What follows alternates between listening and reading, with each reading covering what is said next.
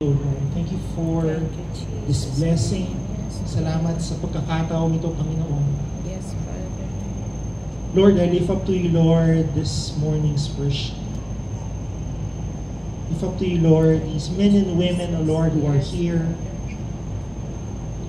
Lord, I may not know their situation. A lot of us, Lord, are going through difficulties. A lot of us are worried.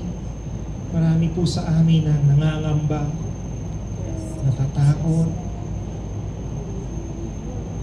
may pinagdaraan ng hindi ka nais-nais. And yet, Lord, we are here this morning. We come to you, O Lord, and we surrender to you this heart, this broken heart, O Lord. Aming mga pagod na katawan, Panginoon, pagod na isipan. Lord, we come to you this morning, Lord. We pray na palitan mo po ang lahat ng ito, Panginoon. Palitan mo po ito ng kapayapaan. Peace that comes from you, Lord.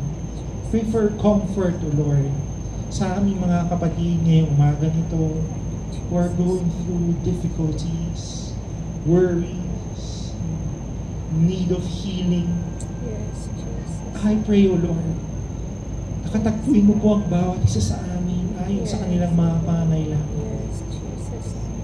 Lord, you may not grant them, Lord, the desires of their heart. I pray, Lord, that you join them, Lord. Be with them in this journey. That they may discover, Lord, that we have a God who is alive, who is controlled, who is here with us no matter what happens, Lord. Maraming salamat, Panginoon. I pray, Lord, this morning, that be with us. Malaya po namin ikaw papurihan ngayong umagang ito. Kami po ay aawit ng punong-puno ng pasasalamat sa aming puso. Aming buhay, O Lord, despite of so many imperfections, so many wrong things that we have done, so many things that we have said na hindi po dapat natin nabanggit. Thank you, Lord, because you are our merciful Father, ever-living God who knows our hearts.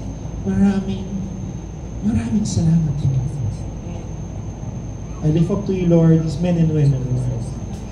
Our speaker this morning, Pastor Ruben. Lord, salamat. Be with us. In Jesus' name.